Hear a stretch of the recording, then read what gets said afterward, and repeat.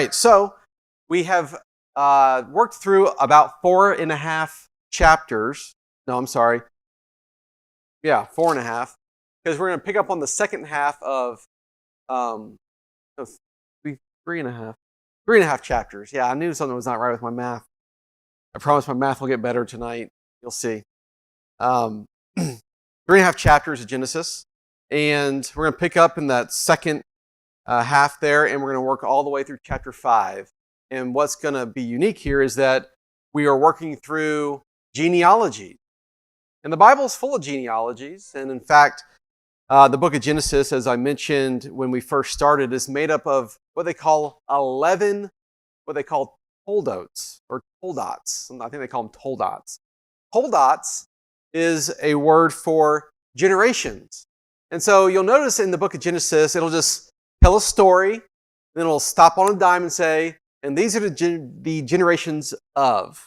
Okay, so we've worked through the generations of, where is it? The generations of the heaven and the earth. Okay, that was back in chapter 2. And now we're going to be coming into, in chapter 5, the book of the generation of Adam. Now, a toldot, basically what it means, it's not really about the person it starts with. We already know about Adam. What it's going to talk about is what became of his descendants. And in this case, all the way up to Noah, his sons Ham, Shem, and Japheth. But before we get there, we want to look at Cain.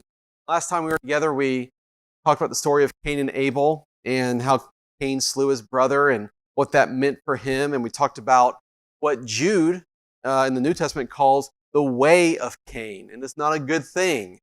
The way of Cain is embitterment and self-pity, lying and murder, shame and guilt. It's not a lying. I may have already said that. It's not a good way. Okay? Now, God promised to protect Cain by saying that if anybody avenges you for your brother's blood, him will be avenged sevenfold. All right? And then it says that Cain went out from the presence of the Lord in verse 16 and dwelt in the land of Nod, or Nod. I think it's Nod, on the east of Eden. Basically, all that means is Nod just means wandering, and he was going to be a vagabond. So I don't think this is an actual place. I think this is actually just his reality. He wanders. So this brings us into verse 17 is where we'll begin. And it says this, and Cain knew his wife. Now, I have gotten more questions about this. The question is this, where did he get a wife from? I mean, think about who's here. Adam, Eve, Abel, he's gone, Cain. Who could he marry, David? Well, I mean, the answer is actually very straightforward. Okay, now, just because they're the only people recorded doesn't mean they were the only people on the planet at that time. Because remember, Cain was afraid somebody might kill him. Well, was he afraid Adam would kill him? Or Eve would kill him? I don't think so. Somebody would kill him. So they were multiplying on the earth already at that time. But this early on, Cain would have had to either married his sister, a sister, or a niece, or even a great niece. Those would have been the only options for him. And he said, that's gross, and this is what it was back then. That's just what we have to accept. This day and age, no, that's not acceptable. And later on, the Bible begins to speak out on that for certain reasons. Genetic impurities and other things. But Cain's wife would have, doesn't say, either been a sister, a niece, great niece, could have even been a great niece, because they were living a long time back in those days. So it says, Cain knew his wife, and she conceived and bare Enoch, and he builded a city and called the name of the city after the name of his son, Enoch. Now, this is not the same Enoch that walked with God. We'll read about him. Okay, this is a different Enoch. But it's very interesting that Cain decided to build a city. It's almost as if he was still trying to overcome the curse that was pronounced on him. Because the Lord clearly said he'd be a vagabond and a wanderer all the days of his life, a fugitive. It seemed like he was trying to get settled and grounded somewhere by building a city, and he called it after his son Enoch. Now, this is the first city, basically, that's recorded in Scripture, is this city Enoch. We don't know much about it, but it's there. And unto Enoch was born Erod. I'm going to do my best with these pronunciations tonight. Was born Erod. Erod means city man. That's all it means. City man. So they were getting comfortable in the city. So Cain's line, it seems as though they established urban life. I'm not so sure, as we know it today, but they established urban life. People congregating in cities, working together, living together, having an economy, things like that. Then Erod, he begot I cannot say this. Let me look at my notes. Mehuyael. That means God makes me live. God makes me live.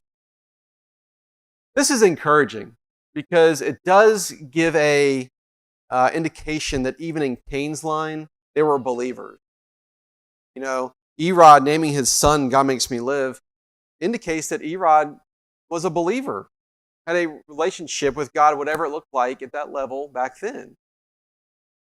And then Mehuyael, he begot Methusael. Not Methuselah, that's later.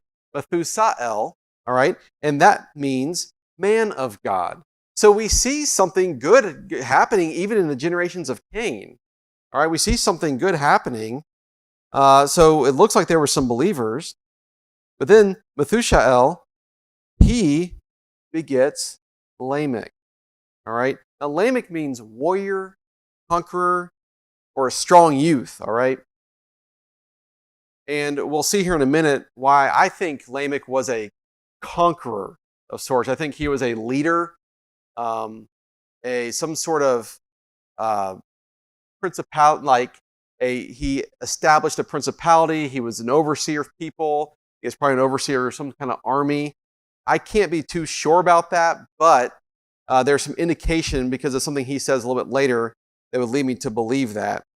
But it's Lamech where we begin to see a downward spiral in Cain's generation with Lamech, okay, as far as from what we can tell.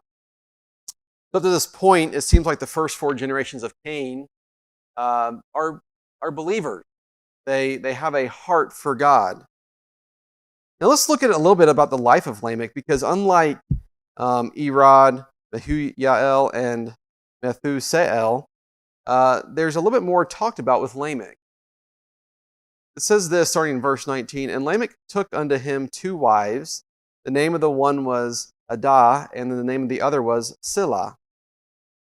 Now, think about what you just read, and just let it be what it says. What did Lamech do? Lamech was the first individual to pervert marriage into polygamy. In this case, bigamy, but polygamy. Now, I know that many of followers, even of our faith, had multiple wives, all right? And that Scripture, for much of the Old Testament, did not speak directly to polygamy and bigamy. However, Jesus established monogamy, married to, one person of the opposite sex, when he came to this planet. He established monogamy as God's way and his will. And where did he establish that from? Adam and Eve. So this precept had already been in place, and Lamech went against that precept, and he established the first form of bigamy and polygamy.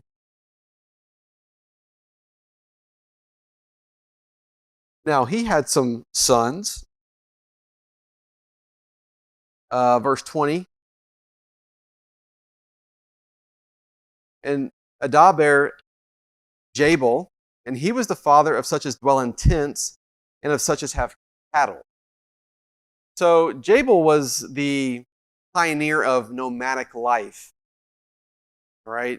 They would have cattle, and they would go from place to place. Now, think about this, though.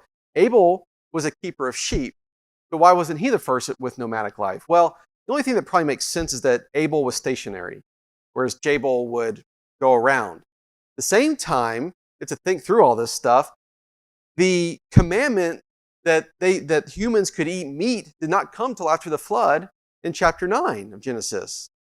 So at this point, we still have to assume that they're vegetarian, or at least they should be. That's what we have to assume at this point, because God does not say you can eat meat until Genesis chapter 9. So what were these cattle? When you look at it a little more closely, these are things like camels and donkeys. These would have been animals that mankind would have used for farming, for crops, or just doing jobs. So it would have helped them, overcome some of the curse that had been in place with thorns and thistles and the ground being cursed. So this cattle was to serve mankind for work's sake. And then we have and his brother, his name was Jubal, and he was the father of such as handle the harp and the organ. So basically, he's the inventor of musical instruments. Musical instruments. See, this is neat stuff. I mean, this is where things that are so common to us come from. People invented things. They learned how to play these things. That's what they did. And so, I mean, well, we used to have a bunch of instruments up here. You could point back and say, well, those all came from Jubal. And obviously, that's a root word for Jubilee. See, genealogies are important. They're important to know where we came from historically, where things like this came from historically. But as you get into this, we're going to see that it's really going to help establish our faith. We're going to see some things about the character of God in these genealogies as we move on tonight. That's really, really interesting. Next brother that came, Scylla, she bare Tubal-Cain. Now I want you to notice again this root word of Baal, B-A-L. Tubal-Cain, he was an instructor of every artificer in brass and iron. And the sister of Tubal-Cain was Naamah. Now this was very interesting as to why a sister would be named here. That was usually not the case. Some of the rabbis think it was because this was Noah's wife, but there's no true evidence of that. Why she's named? A mystery. Maybe somebody else knows.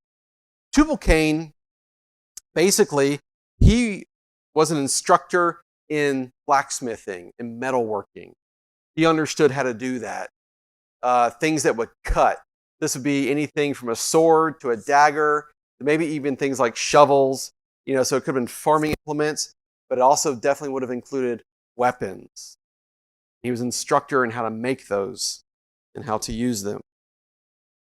We have Jabal, Jubal, and Tubal-Cain, and all have this root Baal, B-A-L, and this root means producer. They produced things that helped mankind. Basically, they invented technology that helped make life easier from the effects of the curse. And mankind's been doing it ever since. I mean, much of the economy that you and I know is based on things that make life easier for us. Think about what you do if you sell something, or what you do, is it not to make life easier? Or do you use something in your profession, a tool, a gadget, a widget, a machine, that if you didn't have, your job would be much harder? I think we've all experienced that. And we can look back to Jabal, Jubal, and Tubal-Cain as some of the pioneers of making things that make our life easier from the effects of the curse. That's not all a bad thing that came out of Cain's line. But now in verses 23 and 24, we come to a poem, or kind of like a song of Lamech. This is the first poem or song recorded in the Bible. And in the Hebrew language, poems, they don't, in America and in English, a lot of times poems have rhythm and rhyme, and there's certain ways they go. But in Hebrew, it's not about rhyming so much as it is about parallelism. I have a hard time saying that word. And so what that means is that the second line always refers back to the first line. So it's kind of like repeats it. It emphasizes it. And so let's look at these. There's 6 lines. And so we'll read the first line. The second line will point back to the first line. Read the third line. The fourth line will point back to the third line. Read the fifth line, and the sixth line will point back to the fifth line. Verse 23.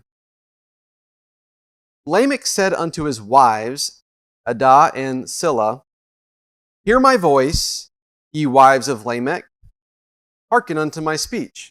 Hear my voice, hearken unto my speech. All right? 1 and 2.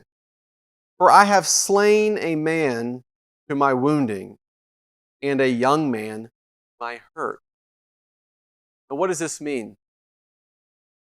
Well, that he killed somebody, first of all, but that he killed somebody unjustly, and that justice would require that Lamech be hurt or killed himself. That's what this would require. So he's saying, listen to me, my wives. I've killed a man, and this killing requires my death. But then he quotes Cain over, well, not Cain, he quotes the Lord over here about Cain. Here's what it says next. If Cain shall be avenged sevenfold, truly Lamech 70 and sevenfold. That's a prideful statement by this man Lamech right here. Because what he's saying is this. Think about Cain. Cain was really all worked up about his punishment. He was all worked up about it. He was so afraid someone was going to kill him and avenge his brother's blood on him. The Lord said, you know something? Any man touches you, they shall be avenged sevenfold. And so it brought some protection to Cain.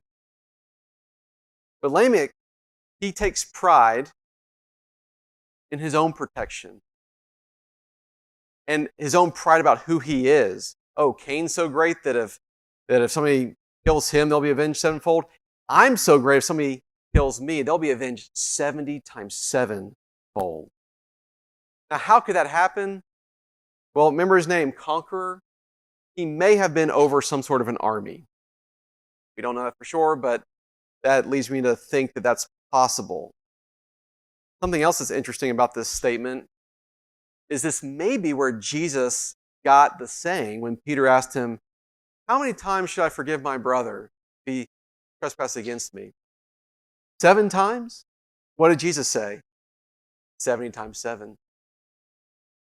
This may be where Jesus got that in his understanding. So this is the end of Cain's line, at least what's recorded in Scripture. Cain's generations did not make it through the flood. So there are no more seed of Cain on the earth. They didn't make it through the flood. What there is seed of is son Seth. So in verse 25, Adam knew his wife again. This would be Eve. I want you to notice something. Adam and Eve were monogamous for life, all 930-something years. Okay, there's no indication or record that Adam had multiple wives. So anytime Adam has a child, always with Eve. Adam knew his wife again, and she bare a son, and called his name Seth. For God, said she, has appointed me another seed instead of Abel, whom Cain slew. The name Seth is a very simple name, and it's in this verse. It means appointed. He's appointed. This indicates that God is going to bring the promised seed of the woman that he prophesied in Genesis 3:15. Remember the prophecy there, Genesis 3:15, that it would come through Seth. This had to make Eve really happy because, she lost Abel, and he realized that God gave her another seed, and that seed would come through Seth, and that God was going to be faithful. Something I want to say, I forgot to mention this up front. The reason I'm talking about the meanings of the names is that very early on, even later in the Bible, but especially very early on, the names that are mentioned indicate something going on in the earth. They really represent something for those generations and something happening in the earth. That's why God would tell people throughout the Bible to name a child a certain thing. I mean, sometimes it was a really bad name. I think he told Isaiah, I think off the top of my head, he told him to name one of his children something awful because it was a rebuke to the nation of Israel. So he would name children to represent something. So that's why we're getting into some of these names here. All right. So we have Seth.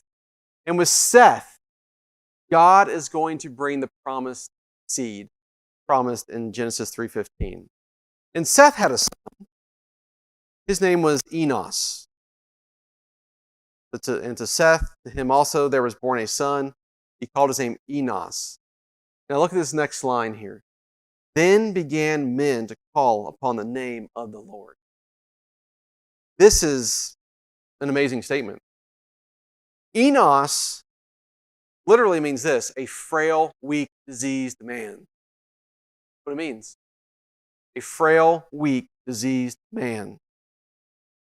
I think that the name Enos is very telling of where mankind found themselves, and they did something right. In their weakness and in their frailty, they began to call upon the name of the Lord. Calling upon the name of the Lord usually has two main connotations to it. There's a public gathering where they would gather to call upon the name of the Lord. And then obviously, when you need help, you call or you cry upon the name of the Lord. Prophet Joel said, all that call upon the name of the Lord shall be saved. And it's just amazing that right here, at the very beginning of the biological lineage of Jesus Christ, his own generations are crying out for him to come, are crying out for deliverance, are crying out for help. And I've got to believe, and I know this is true, that God remembers these cries. He remembered these cries when he would talk to the prophets. He remembered these cries when he sent Jesus to come. These cries from the sons of Enos and whatever those men looked like on the earth, he never forgot them. And so it's a testament that even here, even before the flood, when they cried unto the Lord, it's a testament to God's faithfulness to answer and to deliver. And in fact, this may be where the Lord began to move his hand in a direction to bring the flood so that the earth could be saved. So let's move into chapter 5. It's going to be a little bit of a rehash here from the first couple verses. This is the book of the generations of Adam. In the day that God created man, in the likeness of God made he him, male and female created he them, and blessed them and called their name Adam in the day they were created. And Adam lived 130 years. Now listen very closely, and begot a son in his own likeness after his image, and called his name Seth. Adam was made in the image and likeness of God. You and I are made in the image and likeness of God. But you and I are also made in the image and the likeness of our biological. Seth was made in the image, not just of God, but also of Adam. That was a good thing because Adam contained the image and likeness of God. So that was passed on to Seth. What else was passed on to Seth? Image of sin, iniquity.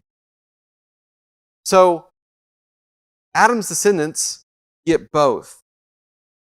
But there's a very important lesson here. I learned this a few years ago. I think I understand partly why it's so important to honor your mother and your father. Because you, in fact, bear some of the same image they do. And I want to say this. If you do not honor them, I'm not saying that you have to be, we teach that here, and you don't have to go to that codependent place or anything. But if you do not honor them, you're not honoring the image and likeness of God in them. And in fact, you may even be despising something in them that's in you, and you may even hate yourself because of it.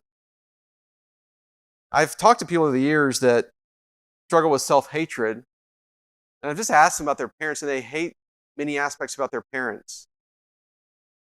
Because they hate those aspects about their parents and they come up in them, they hate themselves. So it's very interesting, that we bear not just the image of God, but also the image of our biological parents in that. And it's a wonderful thing to honor them because it will go well with you. You do. Anyway, that's a side note. Okay, in the days, where was I?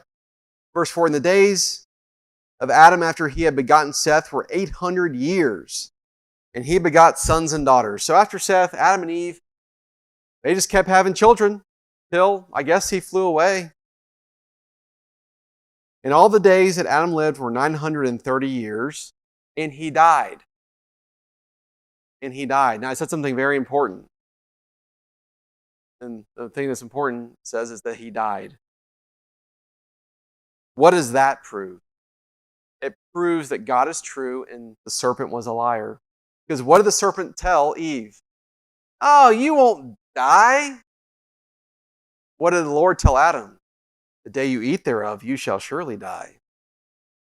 On the day that Adam died, it was settled and proven, not that it wasn't settled before, but it was settled and proven that what the Lord said about that tree of the knowledge of good and evil was indeed true.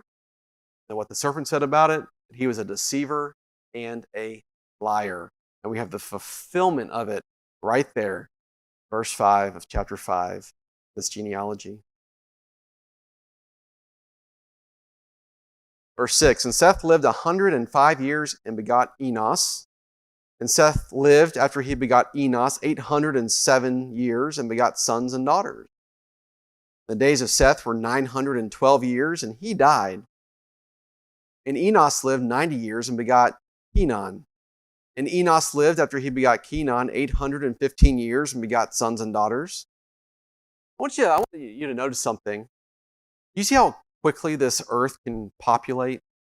When you got people living 800 and 900 years, and they beget sons and daughters all those years, and those sons and daughters are begetting sons and daughters, and this planet could populate very, very quickly. All right? So again, don't just think that the people we're reading about were the only people on the planet. And it's like, hey, there's all 12 of us here. No, there's like hundreds of thousands and millions coming throughout this one genealogy here. Okay, where was I? All the days of Enos were 905 years, and he died. So I'm in verse 12. And Kenan lived 70 years and begot... I missed this one. I wrote down everything to help me pronunciate it. I missed this one. Who can help me with this one? Mahalalel. I can't say it again. All right. And Kenan lived, after he begot that guy, 840 years and begot sons and daughters. All the days of Kenan were 910 years, and he died. And that guy lived 65 years and begot Jared. All right? We got Jared. And that guy lived, after he begot Jared, 830 years, and he begot sons and daughters. This guy going to go away. All the days of that guy were 895 years, and he died. It's finally. And Jared lived 162 years and begot Enoch. Finally, here we are. Okay. Enoch. Now, this is not the same Enoch in the line of Cain. This is a different Enoch. Enoch's name means dedicated or consecrated. In fact, it's the same root word you see in Hanukkah, okay, at the very beginning, dedication of lights. Enoch, it's the same root word there. Means dedicated or consecrated. Let's read about Enoch.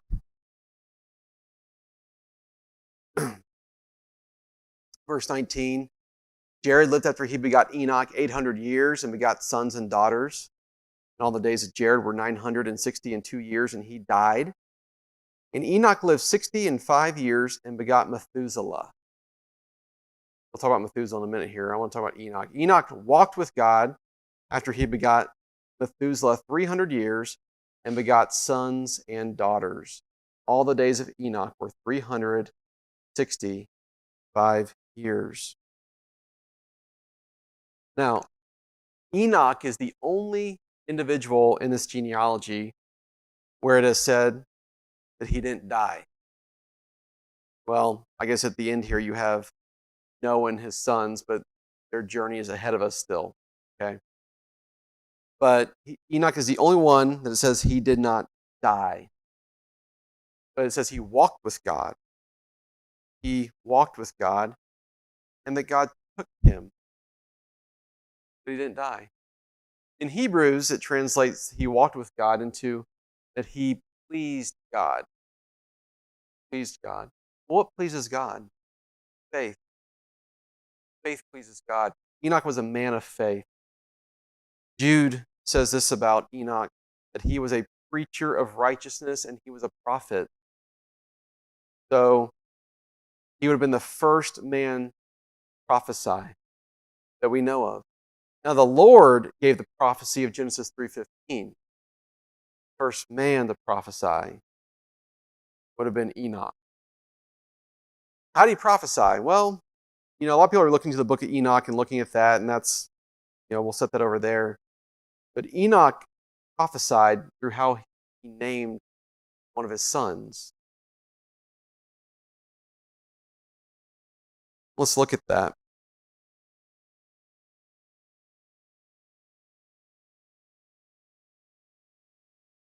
And let me say this. When it says God took him, he just translated him.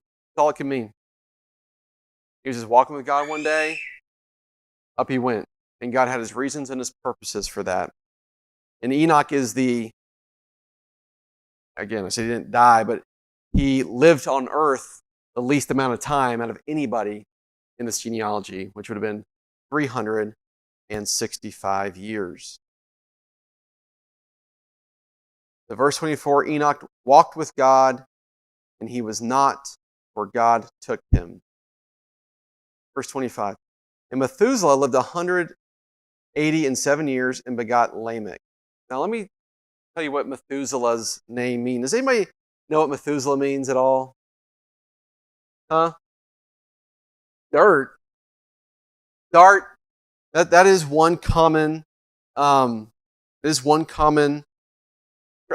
interpretation. Man of the dart. The dart. That's a common interpretation. Many Hebrew scholars, though, interpret his name this way: when he dies, it will be sent.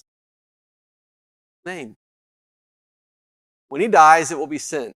And I agree with that one. And I'll show you why in a minute. So imagine naming your kid, when he dies, it will be sent. Who would ever name their kid that?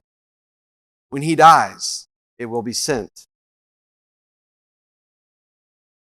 So Methuselah lived 187 years and begot Lamech. This is a different Lamech than what we read about, that prideful one of Cain's line there. All right? And Lamech lived 182 years and begot a son. And he called his name Noah, saying, this same shall comfort us. Now, what do you think Noah's name means? Comfort. Comfort. This same shall comfort us concerning our work and toil of our hands, because of the ground which the Lord hath cursed. Noah is going to bring comfort to this planet. Hey, Noah brought the flood. He used him for the flood. How is that comfort? We're not going to talk about tonight, but next time we're together, next week, I think next week we'll be together, chapter 6, the real earmark of this planet and why God had to send the flood was this: it was filled with violence. That's what was so sustaining about it. There's nothing comforting about living in a world full of violence. It is comforting to know that can get wiped out, start over again. Not everybody, except just a few, went along with that plan. But nevertheless, he was going to bring comfort back to this planet. You and I still today, in the midst of whatever's going on, experience comfort because of this man Noah and what the earth was rid of in those days that was not good for the planet. But he called his name Noah, saying, this same shall comfort us concerning our work and toil of our hands, because of the ground which the Lord hath cursed. And Lamech lived after he begot Noah 595 years, and begot sons and daughters. All the days of Lamech were 777 years, and he died. And Noah was 500 years old, and Noah begot Shem, Ham, and Japheth. Now, let's go back to something. Methuselah, his name means, when he dies, it will be sent. Now, everybody, well, not everybody, but does everybody know that Methuselah was the oldest man to ever live in the Bible? You know that? 969 years. No one ever lived as long as Methuselah, and no one ever will, in a mortal body, live as long as Methuselah lived. Or, AKA, when he dies, it will be sent. What does that mean? What does that mean? What does it mean when he dies, it will be sent? I told you my math would get better tonight, okay? You ready to see some good math? Okay. Oh, where is it? That's Pastor's. Okay. We have a Pastor Henry slideshow here. This was not when he dies, it will be sent, okay? I promise you. All right? This, not it.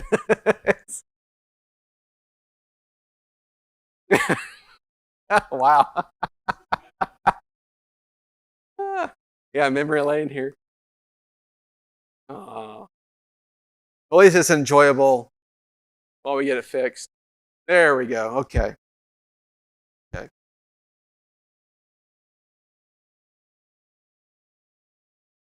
All right, let's look at some events, and it's going to follow Methuselah's age here, okay? In verse 25, Lamech was born. How old was Methuselah when Lamech was born?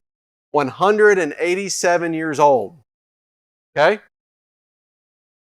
Verse 28, Lamech begets Noah when he's 182 years old. So we can tack 182 years onto 187.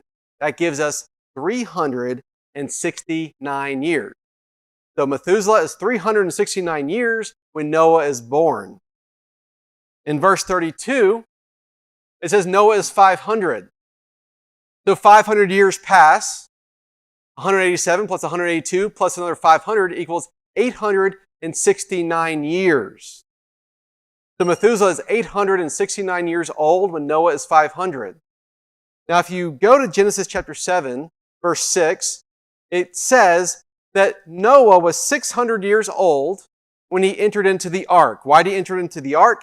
Because what was coming? The flood was coming, right? So if you add another 100 years on, that puts Methuselah at 969 years old when Noah enters into the ark. Well, when did Methuselah die? At 969, which is the same year that Noah went to the ark, so that when he dies, the flood shall come. Now, this is amazing because Methuselah is the longest living person. Now, what does this mean about God? It means he's long-suffering. This prophecy that came forth through the name of Methuselah, that Enoch named him, that when he dies, no one knew it was the flood then, but that flood will come, that flood will be sent. The reason Methuselah lived so long was not because he was such a righteous guy and so healthy and all this. It's because God knew that when he died, the flood would come. And it's clear from Peter that God's long suffering was long in the earth. Methuselah represents God's long suffering. 960, God knew 969 years before the flood came that that's exactly what he would do. And this man would be the hourglass. And that tells you something about God's mercy and his long suffering. That hourglass was the longest living mortal man ever live and ever will live, because God did not want to lose anybody. As Peter said, that he doesn't desire that any man perish. His long-suffering. All those years when men were counting his long-suffering, slackness, and making fun of Noah, it wasn't because God was unfaithful. It wasn't because God was dumb. It wasn't because God was slow. It was because mankind was slow, because mankind was evil, and God was waiting on them. When he dies, there'll be sin. And Methuselah died the exact year the flood came. Hard not to believe in God. See things like this. And please, I don't take credit for that's known amongst circles. I don't take credit for figuring that out by no means at all. But really amazing to see. I mean, and here we just thought we were reading a genealogy. We just thought we were going to read about so-and-so begot so-and-so begot so-and-so, maybe find an interesting fact here or there. We actually find the character of God really drawn out in this genealogy here. And how God knows all things and getting in the end and uses man for his purposes. And so with that, I'm going to wrap up tonight. Let's see here. I don't think I had anything else to say. Nope, I don't. I'm going to wrap up tonight. A little earlier than usual. All right, about 15 minutes earlier than usual.